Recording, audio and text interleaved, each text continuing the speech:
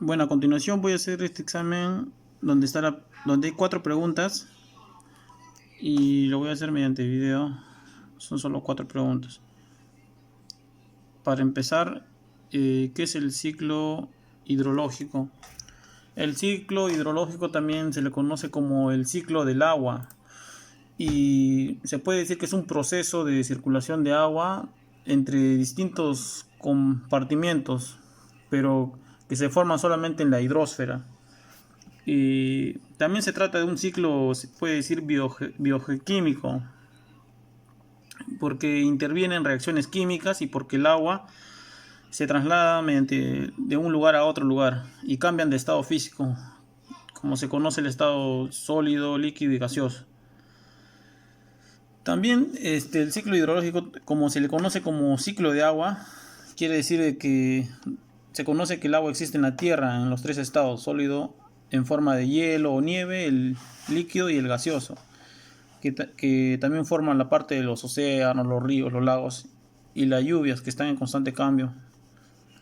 Y eso sería el concepto del ciclo hidrológico, que es un proceso de circulación del agua con distintos compartimientos que forman la hidrosfera. O también se le puede decir como un ciclo biogeoquímico, porque intervienen reacciones químicas, pero su mismo nombre lo dice, hidrológico, que proviene de agua. A continuación voy a resolver la segunda pregunta, que dice: comente todo sobre la historia de hidrología. Bueno, la historia de la hidrología se puede decir de que se inicia en la antigüedad, en el periodo especulativo. En ese tiempo se tenía conocimientos del agua y sus ciclos, que eran fruto de elucubraciones, mejor dicho, de los antiguos naturalistas, como los griegos, por ejemplo, Tales de Mileto, Platón, Aristóteles y los romanos de Seneca, y, y Plinio, que le conocían como el Viejo. Antiguamente tenían ese carácter especulativo, pero a pesar de eso,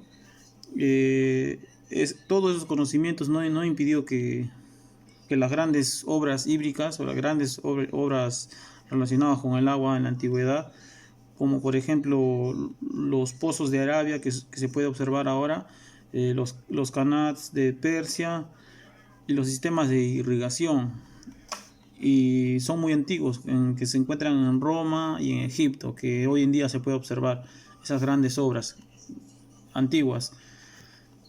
Y durante todo eso, durante el Renacimiento, hubo un periodo de observación caracterizado por la observación directa, que hablaba de la conducta de agua por estudios como Leonardo da Vinci. Y más tarde, esa etapa científica estudió el agua, pero poco a poco comenzó a modernizarse y formalizarse. Y luego, así pasando los años, pasando el tiempo, siguió las etapas de la experimentación y de modernización y empirismo, donde el conocimiento sobre el agua, se puede decir, y sus capacidades y su manejo han modernizado bastante, hasta llegar a un periodo de racionalización, más o menos a mediados del siglo XX.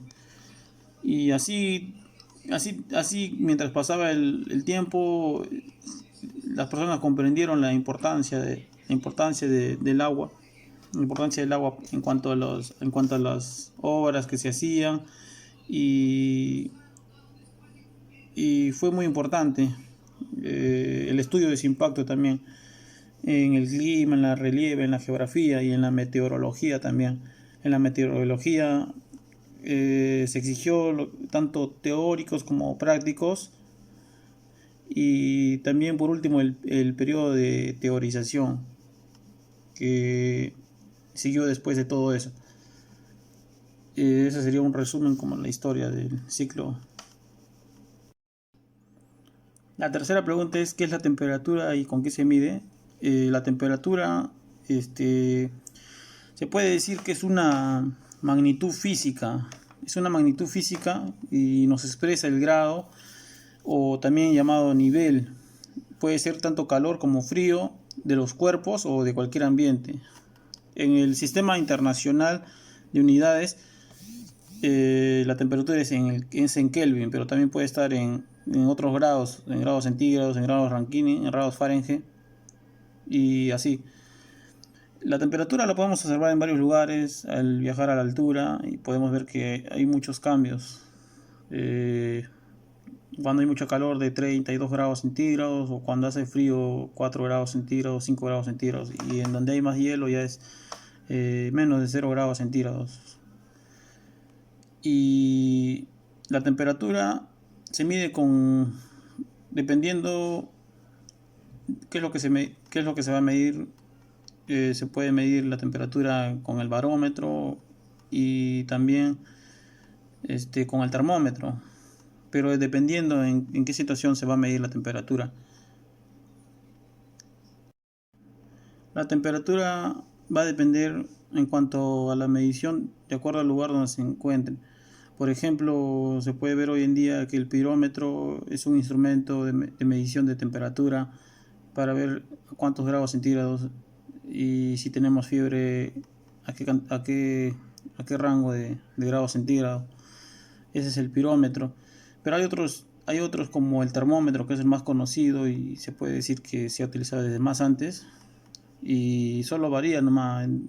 Mientras pasan los años, termómetros ya mejorados, digitales, hay otros metálicos y todo eso va a variar en cuanto pasen los años para medir la temperatura. Y la pregunta última, la pregunta 4 es cómo se clasifican los vientos.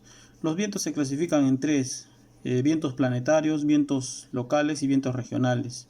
Los vientos planetarios se dividen en tres, o se clasifican en tres, mejor dicho, que son los vientos alisios, los vientos contralisios y los vientos circumpolares. Alisios, contralisios y circumpolares. Y los vientos planetarios son aquellos, mejor dicho, que originan el movimiento de rotación en la Tierra. Y son tres, ya los mencioné. Ahora, los vientos regionales son los vientos que tienen varias direcciones. Tienen varias direcciones condicionados por las estaciones del año, y entre ellos tenemos tres, que son las brisas, los ciclones, los anticiclones y los monzones. Son cuatro: las brisas, los ciclones, los anticiclones y los monzones. Y por último, los vientos locales no tienen clasificación, pero son caracterizados por estar presentes en unas zonas del planeta, o en unas zonas en el planeta. Y con eso serían las 4 respuestas de las 4 preguntas.